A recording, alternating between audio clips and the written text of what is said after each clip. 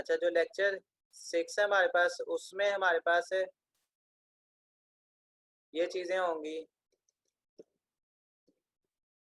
Introduction, सब transmission, यानी कि इसमें ट्रांसमिशन, डिस्ट्रीब्यूशन, सबस्टेशन कॉस्ट और सबस्टेशन बस स्कीम, इनको हम थोड़ा इसका भी इंट्रो ही है मेरे ख्याल से, थ्योरी है, यानी कि देखने वाली कि कॉस्ट कितनी लगती है अगर हम सबस्टेशन बनाएं, डिस्ट्रीब्यूशन सबस्टेशन कौन कौन से हैं और कहाँ कहाँ लगते हैं, सब ट्रांसमिशन कौन कौन से हैं और सबस्टेशन बस स्कीम कौन सी है, ये भी बस देखने वाली चीजें हैं।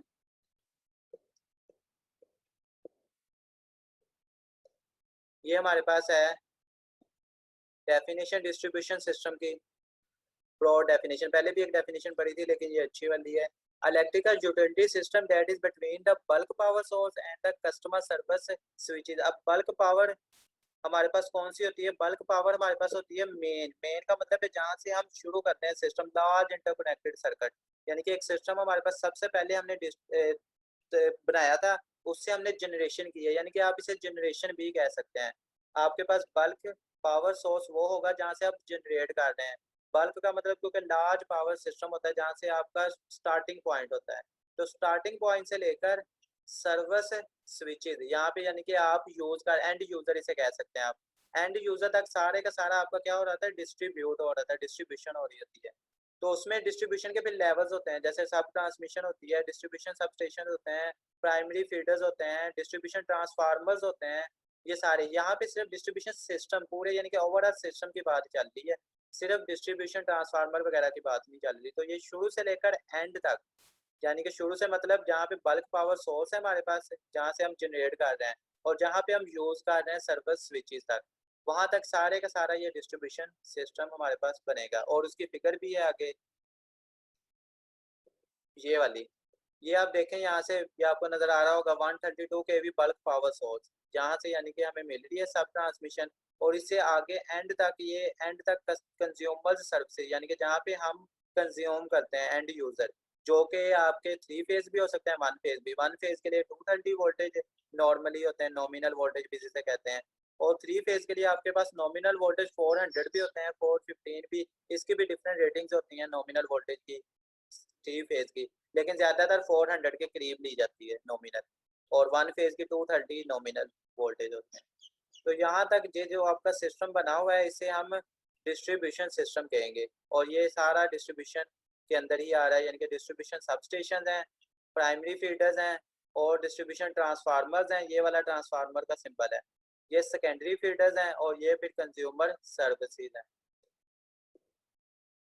अब सब ट्रांसमिशन की डेफिनेशन लिखी हुई है, the sub transmission system is that part of the electric utility system that delivers power from bulk power source as a large transmission substation. यानी कि जो सब ट्रांसमिशन सिस्टम है आपके पास, ये वाला जो पीछे फिगर में था, ये सब ट्रांसमिशन सिस्टम क्या करेगा? आपकी बल्क पावर सोर्स से पावर लेगा और इसे आगे डिस्ट्रीब्यूशन सबस्टेशन में ट्रांसफर करेगा, ये सब ट्रांसमिशन का काम होगा। यहाँ से ऊपर से पावर लेनी बल्क पावर सोर्स से, और नीचे डिलीवर करते। उसके बाद सब ट्रांसमिशन सर्किट में भी made of overhead open wire construction of underground cable, ये आप किसी भी तरह के बना सकते हैं सब ट्रांसमिशन सर्किट्स वगैरह। The sub transmission system design very from simple radial system, और इसको रेडियल सिस्टम से रिप्रेजेंट करते हैं। रेडियल सिस्टम कौन सा है? ये जो अभी आपने फिगर ये देखिए, इस सिस्टम को हम रेडियल सिस्टम कहते हैं, यानी कि इंटर कनेक्शन करना, कनेक्ट करना एक सिस्टम का दूसरे कनेक्शन के साथ। रेडियल के भी फिर आगे फर्दर काफी टाइप्स हैं, लेकिन वो आपके सिलेबस का पार्ट नहीं है। तो इनको कनेक्ट करना आपस में, उसे हम रेडियल सिस्टम कहते हैं। जैसे ये देखें, ये इससे कनेक्ट हुआ हुआ है, ये आगे फर्दर इससे कनेक्ट हुआ है, और ये फिर फर्दर आगे यहाँ से इसके साथ कनेक्ट हुआ है। तो ये कनेक्शन एक दूसरे के साथ हो रहे हैं, एक का दूसरे के साथ, दूसरे का तीसरे के साथ, तीसरे का चौथे के साथ, इसे हम रेडियल सिस्टम कहते हैं। तो ये रेडियल सिस्टम लिखा हुआ था, ये भी एक तरह का रेडियल सिस्टम ही है। ये दोबारा यानी कि वही बताई हुई है फिगर, ये बल्क पावर सोर्स है आपके पास, और डिस्ट्रीब्यूशन सब स्टेशन है, डिस्ट्रीब्यूशन सब ट्रांसफार्मर हैं, और सब ट्रांसमिशन सर्किट्स हैं। और ये इतना अच्छा नहीं है क्योंकि इसमें आप देखें तो बल्क पावर सिस्टम एक से आ रही है और एंड तक जा रही है, इधर से भी एक से आ रही है और एंड तक जा रही है, लेकिन एक इम्प्रूव रेडियल सिस्टम भी आपके पास होता है। इम्प्रूव में क्या होगा कि आप ना, अगर चाहें, अगर फर्ज करें आपसे यहाँ से डिस्कनेक्ट हो गया है, यानी कि कोई मसला बन गया है, तो आप ये वाली जो पावर है ना जहाँ पे जो कंज्यूम करनी थी वो आप यहाँ से भी ले सकें, इस सिस्टम से भी। तो यहाँ से तो इसका कनेक्शन नहीं है, लेकिन अगली फिगर में आपको यहाँ पे कनेक्शन नजर आएगा जिसे हम इम्प्रूव्ड रेडियल सिस्टम कहेंगे। ये देखें, आप यहाँ से तो पावर ले रहे हैं, उसके अलावा यहाँ से भी ले रहे हैं। क्लीन कौन है? हम ना डिफरेंट किस्म से पावर ले रहे हैं।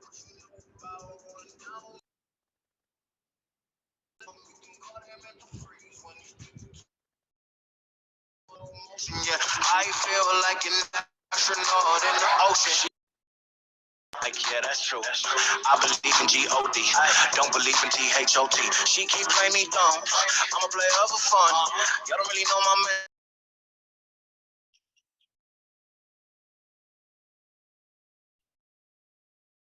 इसका मतलब है कि लोगों की मीटिंग कर देनी चाहिए, फिर ही ठीक है।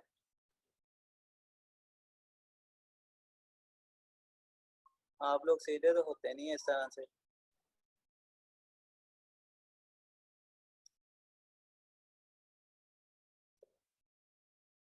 अच्छा, ये हमारे पास इम्प्रूव्ड रेडियल सिस्टम है। आप इसमें देखें तो हम पावर जो है ना इससे भी ले रहे हैं, इस सिस्टम से भी, और ऊपर बल्क पावर सोर्स वाले ट्रांसमिशन सिस्टम से भी ले रहे हैं। दोनों तरफ से हमें मिल रही है, ये आपको कनेक्शन नजर आ रहा होगा। इसी तरह नीचे भी देखें तो नीचे भी आपको यहाँ से कनेक्शन नजर आ रहा होगा, जो कि हम दूसरे सिस्टम से भी ले रहे हैं। इसमें मेन के हम इम्प्रूव कर रहे हैं। इम्प्रूव का मतलब है अगर हम ऊपर से कोई डिस्कनेक्शन मिल रही है तो हम दूसरे सिस्टम से ले सकते हैं। इसी तरह अगर दूसरे से फर्ज करें हमें कोई प्रॉब्लम आ रही है तो हम इसकी भी पावर इससे ले सकते हैं, यानी कि दोनों एक दूसरे को एक्सचेंज हमें कर सकते हैं। तो ये इम्प्रूव्ड रेडियल सिस्टम है। इसके अलावा एक लूप रेडियल सिस्टम, ये लूप का मतलब है कि आप लूप चला सकते हैं। जैसे कि यहाँ से पावर ली, यहाँ से दोबारा आप इससे पावर लेके इसको दे सकते हैं, इससे पावर लेके इसको दे सकते हैं, और लूप्स भी चला सकते हैं इस तरह। ये आपके पास एक लूप बन रही है पूरी की पूरी। तो लूप रिंग सिस्टम ये वो आप पे डिपेंड करता है, यानी कि आपने कितना कम्प्लेक्स सर्किट बनाना है। जितना कम्प्लेक्स सर्किट बनाएंगे वो उतना फायदेमंद होगा, क्योंकि ये आप देखें तो ये सबसे ज्यादा फायदेमंद है। आप पावर बहुत सारी जनरेट करके उसे रिप्रोड्यूस भी कर सकते हैं, ये जन के सबसे अच्छा है। लेकिन ये कम्प्लेक्स सर्किट है, जितना इजी बनाएंगे उसमें आपको फायदा कम होगा। तो ये आपकी जहानत पे यानी कि डिपेंड करता है कि आप कौन सा रेडियल सिस्टम चूज करते हैं, बनाते हैं। उसके बाद हमारे पास ग्रिड नेटवर्क सिस्टम है, ये वाला। यानी कि इसमें भी बल्क पावर सोर्स आपके पास सब ट्रांसमिशन से के बाद डिस्ट्रीब्यूशन सब स्टेशन में, और इसके बाद आपके पास फर्दर वो आपके जो रिसोर्सेज हैं जहाँ पे आपने उसे ज़ाया करना है, खर्च करना है, या जिसे आप एंड यूज़र कह लें, वहाँ पे जाएगी। ये सब ट्रांसमिशन सर्किट लगे हुए हैं जो कि आपकी पावर्स को ट्रांसफ़र करेंगे हायर लेवल से लोअर लेवल तक। तो ये एक ग्रिड नेटवर्क सिस्टम पूरा बनाया हुआ, ये भी रेडियल सिस्टम ही है एक तरह का, रेडियल। ये फिर एक पूरा मैप बना हुआ है लेस्को का, लाहौर का, यानी कि लाहौर की पावर सप्लाई का, जहाँ यानी कि आपके सारे रेडियल सिस्टम चल रहे हैं। तो ये हर जगह का नाम भी लिखा हुआ है, मैप है यानी कि एक तरह का पूरा। इसको आप स्टडी कर लेना, देख लेना। उसके बाद हमारे पास डिस्ट्रीब्यूशन सब स्टेशन है। Distribution substation design has been somewhat standardized by the electric utility industry based upon past experiences। यानी कि आपका एक्सपीरियंस है, आप पिछले एक्सपीरियंस को, जिसे हम रिसर्च नहीं कहते, ये रिसर्च बेस है। यानी कि आपने देखना है कि पीछे क्या क्या डिफेक्ट्स थे और आप उसको कैसे कैसे इम्प्रूव करके आप अपना अच्छे से अच्छा डिस्ट्रीब्यूशन सबस्टेशन बना सकते हैं। यानी कि उस पे इसमें कॉस्ट वगैरह का भी इफेक्ट आ सकता है। इसमें आप देख सकते हैं कि पीछे ये कमी थी, मैं इसमें ये इम्प्रूवमेंट करना चाह रहा हूँ। तो इस इम्प्रूवमेंट की वजह से वो आपको क्या फ़ायदा हो रहा है, और आपकी जनरेशन कितनी हो रही है, प्रोडक्शन कितनी हो रही है, ये सारी चीज़ें आपके पास्ट एक्सपीरियंस पे भी डिपेंड करती हैं। और आप किसी से एक्सपीरियंस भी ले सकते हैं, पूछ सकते हैं और सर्वे कर सकते हैं, जिसका बेस्ट हल रिसर्च पेपर होते हैं। रिसर्च पेपर जितना आप करेंगे किसी भी काम को करने से पहले, वो आपके लिए फ़ायदेमंद होगा। जैसे कि अभी आपने फाइनल ईयर प्रोजेक्ट भी जब चूज़ करेंगे तो वो रिसर्च पेपर बेस होगा, यानी कि पहले आप रिसर्च पेपर की स्टडी करेंगे, उसके बाद आप कोई टाइटल चूज़ करेंगे जो कि आपको सबसे सूटेबल लगेगा, जिसमें कॉस्ट वगैरह भी कम होगी। आपको ये भी होगा कि मुझे काम काम भी कम करना पड़े, इतनी ज़्यादा एफर्ट ना करनी पड़े। तो वो सब कुछ तभी पॉसिबल है जब आपका रिसर्च पेपर लिटरेचर व्यू सबसे अच्छा होगा। However, the process of standardization is a continuous one. ये continuous process है, चलता रहता है. ये distribution substation का एक layout बना हुआ है जिसमें सब ट्रांसमिशन लाइन से डिस्कनेक्ट स्विचेस लगे हुए हैं और करंट ट्रांसफार्मर्स वगैरह हैं, पावर ट्रांसफार्मर है और फिर फीडर गेटवे है, डक्ट बैंक वगैरह है जहाँ से आप देंगे. तो ये एक लेआउट है इसका डिस्ट्रीब्यूशन सबस्टेशन का. नीचे भी यही same volt meter, ammeter, power transformer, metal cloth, switch gear बनाए हुए हैं. अच्छा, ये अब आपके पास ना वीडियो है एक, ये इसे ध्यान से सुनना. ये अच्छी तरह से देखना, काफी इंफॉर्मेटिव वीडियो है ये.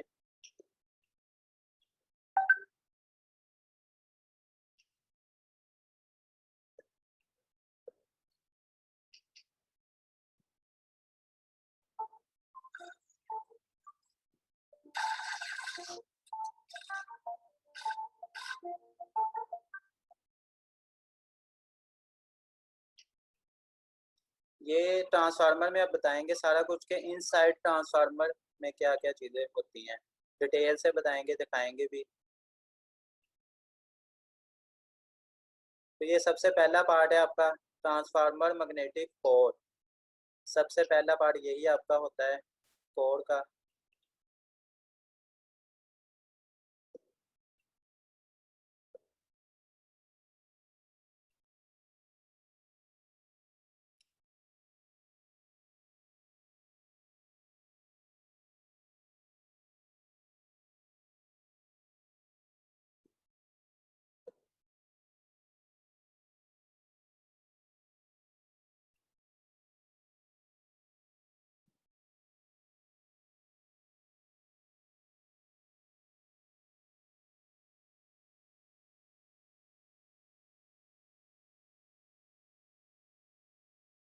ये आपके पास वाइंडिंग्स हैं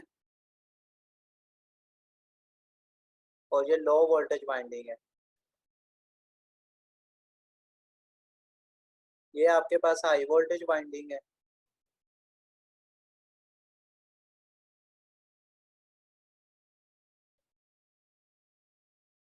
ये आपके पास टैप कनेक्शन है, जो कि टैपिंग मैंने बात की थी कि on load of load tap changing होती है.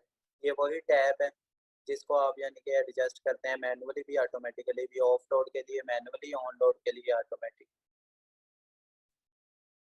ये उसका कवर है टॉप का. ये आपके पास कोर क्लैंप है.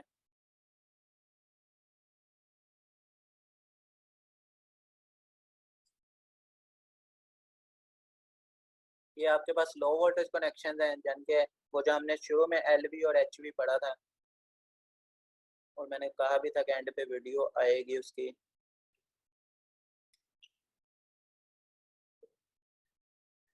ये आपका ट्रांसफार्मर का कवर है, बस सिंपल. ये ऑफलाइन टैप चेंजर है. ये ऑयल लेवल इंडिकेटर है जो कि ऑयल लेवल हमने फिल किया था. ये लिफ्टिंग पैड है जहाँ से आप उठाएंगे और रखेंगे ट्रांसफार्मर के अंदर, जो कवर होगा उसका. ये हाई वोल्टेज बुशिंग्स हैं, जो बुशिंग पहले बात की थी लेकिन वहाँ पे दिखाए नहीं हुए थे बुशिंग. ये लो वोल्टेज बुशिंग्स हैं, वो हाई वोल्टेज बुशिंग्स हैं, ये लो वोल्टेज. और ये वो कवर है जिसके अंदर आप ट्रांसफार्मर रखेंगे और इसे आप ट्रांसफार्मर टैंक बोलते हैं.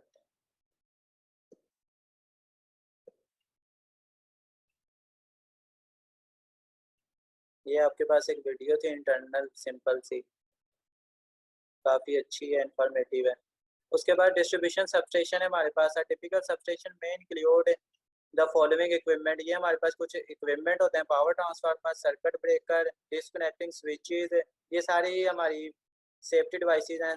Station buses and insulators, current limiting reactors, shunt reactors, current transformers, voltage transformers, capacitor voltage transformers. ये सारे इसी के अंदर डिस्ट्रीब्यूशन सबस्टेशन में आएंगे. कपलिंग कैपेसिटर्स, लाइन टेप और wave tape, traps, series capacitors, shunt capacitors, grounding systems, lightning arresters, protection release, station batteries, other operators, ये सारी चीज़ें यानी कि आपकी उसी सब स्टेशन में आएंगी। और ये सब स्टेशन का एक लेआउट बना हुआ है जिसमें प्राइमरी पावर लाइंस है और सेकेंडरी पावर लाइंस है। प्राइमरी पावर लाइंस में आपके पास primary power lines, grounding wires, overhead line, transformer for measurement, electric voltage, disconnect switches, circuit breaker, यानी कि वही जो आपको वहाँ पे नाम अलग-अलग लिख के दिखाए तो वो यहीं से लिए गए हैं नाम। उसके बाद सब स्टेशन कॉस्ट है कि आपकी ऑलमोस्ट सब स्टेशन कॉस्ट पे क्या इफेक्ट आएगा जब आप सब स्टेशन इंस्टॉल करना चाहेंगे। For planning purpose sub station cost can be categorize into 4 group. तो आपने इन 4 ग्रुप्स को लाजमी देखना है जब भी आपने सब स्टेशन बनाना है या बनाना चाह रहे हो या कोई मशवरा ले आपसे। तो साइड कॉस्ट देखनी है यानी कि जिस जगह पे आपने लगाना है उसकी कॉस्ट क्या है। ट्रांसमिशन कॉस्ट देखनी है आपने, जो ट्रांसफर आपने करनी है उस सब स्टेशन से। ट्रांसफार्मर की कॉस्ट आपने देखनी है, और फीडर बस वर्किंग वगैरह यानी कि जो आपके इक्विपमेंट वगैरह जो भी देखे भी हैं आपने इक्विपमेंट वगैरह, गेटवे भी उसे कहते हैं, वो सारे फीडर वगैरह आपकी कितनी कॉस्ट पड़ेगी। तो ये 4 चीज़ों को आपने लाजमी देखा करना है जब भी आपने सब स्टेशन किसी भी जगह पे प्लान करना है बनाने का, या कोई अगर आपसे मशवरा ले सब स्टेशन का। फिर सब स्टेशन बस स्कीम है। बस स्कीम, बस हम कहते हैं इसमें पावर सिस्टम में जो जहाँ से आप कनेक्शन निकालते हैं, यानी कि एक आपके पास कनेक्शन का ब्रेकर ब्रेकर क्या है ना, पट्टी सी होती है जिसमें सारे कनेक्शन लगे होते हैं, प्राइमरी साइड के भी सेकेंडरी साइड के भी। जहाँ से प्राइमरी साइड से वोल्टेज पहले आते हैं उस सिस्टम पे और उसके बाद आगे जाते हैं, तो वो सिस्टम हमारा बस कहलाता है, यानी कि बस बार उसका नाम है, बस बार हम कहते हैं। मीटिंग 10 मिनट रह गए एंड होने में। तो बस उसे कहते हैं। तो उसकी बस स्कीम के लिए सिंगल बस स्कीम होगी हमारे पास, यानी कि एक बस लगी होगी उससे हम सारी की सारी ट्रांसफर करेंगे। डबल बस बस ब्रेकर स्कीम होगी, यानी कि उस बस पे हम ब्रेकर वगैरह भी लगाते हैं, वो हम इक्विपमेंट के लिए यूज करते होते हैं डेफिनेटली। उसके बाद मेन एंड ट्रांसफर बस स्कीम होगी, डबल बस सिंगल ब्रेकर स्कीम होगी, रिंग बस स्कीम होगी और ब्रेकर एंड हाफ स्कीम। ये यानी कि हमारे पास बस स्कीम की कुछ टाइप्स के नेम है एंड। अच्छा, इस स्लाइडों को भी मैं एक बार दोबारा दिखा देता हूँ आप लोगों को। इसमें भाई ये बात लाजमी याद रखना, ये यानी कि एक आपके एक्सपीरियंस नॉलेज, यानी कि जब आप फ्यूचर वर्क में काम करेंगे वापडा वगैरह में या किसी में, तो ये आपकी इंफॉर्मेटिव चीज़ है एक, इसको याद रखना। सब स्टेशन कॉस्ट 4 पैरामीटर यानी कि आपको यूज़ करने पड़ेंगे। बाकी ये भी वैसे अच्छी चीज़ है कि आपके डिस्ट्रीब्यूशन सब स्टेशन के इक्विपमेंट कौन कौन से हैं, कौन कौन सी चीज़ें आपको चाहिए होंगी, तो वो 18 ही चीज़ें हैं, ये भी एक बार लाजमी देख लेना। उसके बाद ये वीडियो थी। उसके बाद यहाँ पे कुछ नहीं है, यहाँ पे भी कुछ नहीं है। ये रेडियल सिस्टम है। रेडियल सिस्टम का मतलब सिर्फ बस इतना ही है कि आपकी पावर जो है किस तरह से आप कनेक्शन करवाना चाह रहे हैं, किस तरह से ट्रांसफ़र करवाना चाह रहे हैं, तो वो रेडियल सिस्टम डिफरेंट किस्म के होंगे। फिर वो आपकी मर्जी है आप किस तरह का रेडियल सिस्टम डिज़ाइन करते हैं।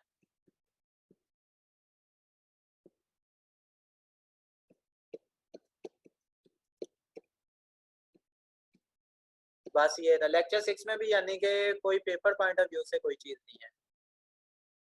तो इसमें भी सिंपल बस आपका एक तरह का आइडिया है कि आपने एक बार स्लाइडों को देखना है, बस याद वगैरह कुछ नहीं करना, सिर्फ बस एक बार चीज़ों को देख लेना, क्योंकि ये सिंपल सब ट्रांसमिशन लाइन के चैप्टर सब ट्रांसमिशन लाइन का डिज़ाइन था और डिस्ट्रीब्यूशन सब स्टेशन के बारे में इंट्रो था। तो इसमें भी कोई एज इट इज़ न्यूमेरिकल वगैरह या एग्जाम्पल वगैरह कोई नहीं है।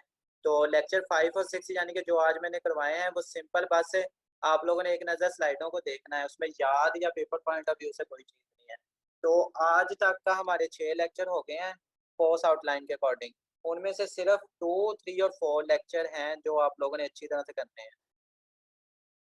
2, 3 और 4 अच्छी तरह से करने हैं, उसके अलावा कोई नहीं करना। हाँ आयशा, आपने कुछ पूछना है? सर हम फाइनल का सिलेबस भी अभी साथ साथ ही पढ़ते रहेंगे क्योंकि जुलाई में तो हमारे पेपर जी स्टार्ट हो जी, जाएंगे। ऑनलाइन ही आपकी क्लासेस चलेंगी 7 जुलाई तक, तो वो मैं करवाता है, यानी कि मेरा ना टारगेट है कि नेक्स्ट वीक में ना इंशाल्लाह, नेक्स्ट वीक जो आएगा उसमें मैं मिड का 8 वीक्स का करवा दूंगा। और उसमें से आपने अभी तक सिर्फ 2, 3, 4 लेक्चर करना है, और 7, 8 जब मैं करवाऊंगा तो हो सकता है उसमें से करना पड़े, क्योंकि वो मेरे ख्याल से न्यूमेरिकल टाइप है। उसके बाद जब फाइनल का Yes, होगा sir. ना, वो हमारा होगा जी बस से रिलेटेड। आपको याद होगा आपने पावर एनालिसिस में जी बस के बारे में डिटेल पढ़ी थी, तो वो हमारा सारे का सारा फाइनल Yes. पोर्शन जी बस है। तो वो हम अच्छी तरह से डिटेल से करेंगे फाइनल का जी बस का। और बाकी इंशाल्लाह पेपर मैं फिर बता रहा हूँ, मिड का फाइनल का भी बच्चों को भी पता है कि जो मैं बताऊंगा इंशाल्लाह पेपर सारे का सारा वो आएगा। वो आपकी हिम्मत है कि आपने कितना तैयार करना है कितना नहीं। जो बच्चा मेरे हिसाब से करेगा वो पूरे फाइनल में भी 40 में से 40 ले सकता है, और लेते भी हैं बच्चे। आपकी क्लास को भी पता है काफ़ी के बच्चे जो मैं बताता हूँ वो इंशाल्लाह लाजमी आता है, और ये सब्जेक्ट तो मैं पढ़ा भी रहा हूँ, तो इसमें तो डेफिनेटली वो इंशाल्लाह सारे का सारा इंक्लूड होगा फाइनल का भी, और बता भी दूंगा साथ साथ जो जो आप लोगों ने करना है तैयार। बस थोड़ी बहुत एफर्ट करें आप लोग, इंशाल्लाह आप लोगों के मार्क्स अच्छे आएंगे। Okay sir. ठीक है ना, तो लेक्चर 7-8 जब नेक्स्ट वीक करवाऊंगा वो इम्पोर्टेंट भी होगा, क्योंकि उसमें न्यूमेरिकल टाइप है, वोल्टर ड्रॉप्स वगैरह के टॉपिक्स हैं, वो इम्पोर्टेंट है। उसके बाद जी बस पे हम ट्रांसफ़र हो जाएंगे, और सारे का सारा फिर आगे जितने भी 4 वीक्स होंगे वो जी बस के बारे में ही हम डिटेल से पढ़ेंगे, यानी कि वो मैन्युफैक्चर कैसे होगी, वाई बस में कन्वर्ट कैसे करेंगे, उसको सॉल्व कैसे करेंगे। वो आप लोगों ने पहले किया हुआ, वो आपको और आसान लगेगा इससे भी, और इसमें तो है ही नहीं ना कुछ भी मिड में, यानी कि सिंपल बस न्यूमेरिकल छोटे छोटे हैं, और बाकी तो थ्योरी है सारी पढ़ने वाली। Okay, yes sir. चलें फिर मीटिंग एंड करते हैं, और आप लोग तैयारी करें फिर अपने बाकी सब्जेक्ट्स की भी, इसकी भी। और दोनों सीआर मुझे स्क्रीनशॉट पहले लेक्चर के भी और इस लेक्चर के भी दोनों सेंड कर देना। Excuse me sir. जी जी। सर अभी ये जो इंटर्नशिप्स वगैरह आ रही है, क्या हम अप्लाई कर सकते हैं उसमें? हाँ जी, इंटर्नशिप के लिए आप करें, अभी आपका ही चांस है इंटर्नशिप का। आपने बस एनएफसी से एक लेटर बनवाना है, उसके बाद आप इंटर्नशिप पे अप्लाई कर दें। इंटर्नशिप लाजमी करें, सारे बच्चे करें, और वापडा अकेडमी से सर ज़्यादा वहाँ कोचिंग पे करें। सर वहाँ पे स्टार्ट हो गई है, हमें तो किसी ने कुछ बताया ही नहीं है। अच्छा, यस सर। लेकिन अभी भी अप्लाई मेरे ख्याल से कर सकते हैं आप लोग। सर वापडा अकेडमी में? हाँ, आप वापडा अकेडमी में ही करें, सबसे बेस्ट फैसलाबाद में हुई है। लेकिन सर अभी जो हमारा 5th का रिजल्ट नहीं आया, तो उसका इशू तो नहीं होगा? नहीं नहीं, उसका रिजल्ट के साथ कोई रिलेशन नहीं है इंटर्नशिप का। Okay sir. यहाँ इंटर्नशिप का कोई रिलेशन नहीं है रिजल्ट के साथ, आप लोग करें। Okay sir. ओके, फिर मैं एंड करने लगा हूँ मीटिंग। सीआर दोनों मुझे अटेंडेंस सेंड कर देना, और बाकी अपनी तैयारी करें। और क्विज नेक्स्ट सैटरडे को होगा, उसी टाइम में सब कुछ वैसे ही होगा, सेम टू सेम। बस आप लोगों ने लेक्चर 2 और 3 की जो 3-4 एग्जांपल्स होंगी, बस ये चीज़ें, लेक्चर 2 पूरा और लेक्चर 3 की 3-4 एग्जांपल, ये तैयारी करनी है। और क्विज उसी तरह दे देना है, लेकिन 5 मिनट पहले सबमिट करवाना है, क्योंकि 10 मिनट मैंने एक्स्ट्रा दिए होंगे वैसे ही, जैसे पिछली बार दिए, तो आगे प्रॉब्लम कोई ना आए। और अच्छी तैयारी करना, और जो पूछना होगा मुझसे वो पूछ भी लेना, मैसेज पे, व्हाट्सएप पे, जहाँ मर्जी पूछ लेना, मैं बता दूंगा जो जो चीज़ कंसेप्ट, यानी कि एक एक चीज़ के क्लियर कर लेना। जो कंसेप्ट ना क्लियर हो वो मुझे बता देना, मैं समझा दूंगा। ओके, फिर अल्लाह हाफिज़।